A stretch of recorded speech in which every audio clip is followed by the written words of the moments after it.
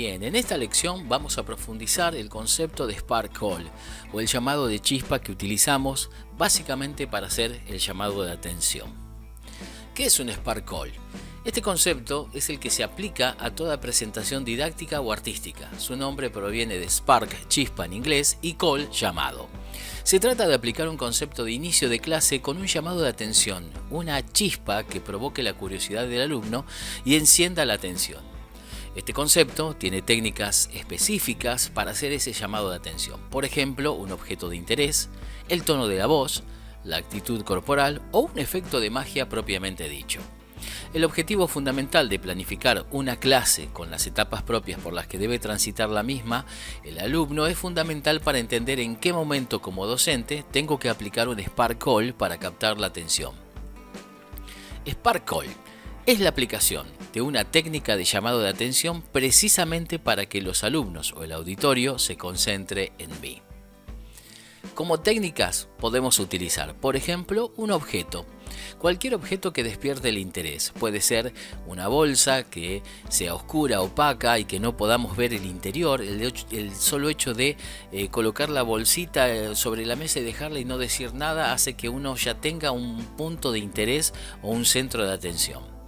El tono de la voz, por supuesto, también aplicado a que tengan que prestarme atención porque o hablo muy bajo o hablo de una manera que suene extraña para tratar de comunicar una idea, la duda, la dubitación para terminar una frase. En fin, son determinadas maneras de llamar la atención que vamos a ver mucho más adelante. La actitud, por supuesto, que expresada en la postura corporal al frente del aula es básica y fundamental para poder obtener la atención. Siempre la actitud en relación a la postura corporal define un llamado de atención. Y por supuesto, como dijimos, un efecto de magia propiamente dicho, son juegos que son muy cortitos, que apenas suelen durar segundos y que básicamente los magos denominamos escamoteos, ¿no? Y que muchas veces en el armado de una rutina, los magos profesionales le decimos que son icebreakers, que significa que son rompedores de hielo. Básicamente son juegos que rompen el hielo, son esos juegos que invitan a comunicar rápidamente que hay que prestar atención. Con respecto al objeto de interés, puede ser cualquier cosa. Un objeto brilloso, un objeto de Oriente, un objeto de otra cultura, cualquier cosa que uno apoya o que tiene en la mano sin decir ni explicar para qué lo tiene ni por qué está ahí, es un objeto de interés. Eso, al colocarlo a la vista sin describirlo, es básicamente un gran llamado de atención para que la gente esté pendiente de nuestra explicación. Es importante que tengas en cuenta, como hablamos en la lección anterior, que los primeros 60 segundos de tu introducción a tus alumnos van a definir cómo va a ser el resto de la clase. Esos primeros segundos, desde que te ven, te escuchan o perciben tus acciones, definen cómo será el resto de tu clase y cuánto te presten atención. Es importante que identifiques en tu clase cómo la planificaste, cómo la presentación del tema va a ser para llegar con mayor profundidad al alumno, saber en qué momento necesitas ingresar un Spark Call, es decir, un llamado de atención para sostener esa clase. Tenés que recordar que si el tema es aburrido, por ahí vas a necesitar varios llamados de atención en el medio, varios SC o abreviatura de Spark Call, porque la atención va a ir en detrimento del aburrimiento que puede presentar un tema. Pero si vos ingresás el tema con una buena actitud y planificás cómo lo vas a ir desarrollando, te va a ser más fácil encontrar en qué momento puede ser un buen llamado de atención, un efecto de magia, un objeto interesante, el tono de voz diferente. Te invito a que pienses la mejor manera de planificar tu clase para poder encontrar los momentos del Spark Call. Es importante también que recuerdes saber cómo vas a empezar, qué vas a decir, cómo vas a sostener la atención y con qué palabra vas a terminar. Esto último es lo que más van a recordar de vos.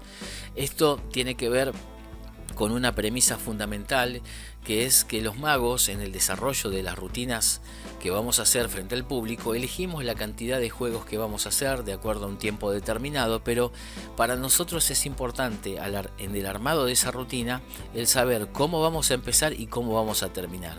El cómo vamos a empezar porque básicamente las palabras que elegimos para empezar es la presentación inicial nuestra. En el caso de los docentes, y teniendo experiencia dando clases, las primeras palabras que yo digo son lo que van a definir lo que sigue a continuación. Por lo tanto, tienen que ser palabras interesantes. Tengo que saber cómo voy a presentar el tema a estudiar, porque de la manera más interesante, inteligente e ingeniosa que yo elija para presentar el tema, es la atención que voy a captar de los alumnos. Y sobre todo, cerrar siempre con las palabras finales, que es lo que yo quiero que recuerden, porque eso es lo que más van a recordar. El principio, parte del desarrollo, y el final, que es fundamental para repasar los conceptos que uno ha expresado durante la clase. La tarea que les dejo a ustedes como docentes que están haciendo esta formación es pensar en cómo planificaron sus clases durante todo este tiempo y cómo la vas a planificar ahora. Hay que abrir fuerte la clase con unas palabras ingeniosas, inteligentes, habilidosas, que muestren toda tu agudeza mental para presentar un tema. El inicio va a definir cómo continúa la misma, y es importante elaborar cómo retener la atención durante la misma mientras se desarrolla el tema. Y es importante también que pienses una estrategia fuerte para cerrar la clase. Entonces tus alumnos nunca más se van a dispersar. Es importante que hagas, ¿no?, una mirada hacia atrás y analices cada una de tus clases para saber si ahora con estas herramientas, sabiendo que podés meter llamados de atención, que podés desarrollar una estrategia, ahora las cosas pueden cambiar. Hoy aprendiste que el tono de voz es importante. ¿Pero por qué? ¿Por qué lo nombramos? Porque hay que evitar ser monótono, y una buena práctica para evitar ser monótono,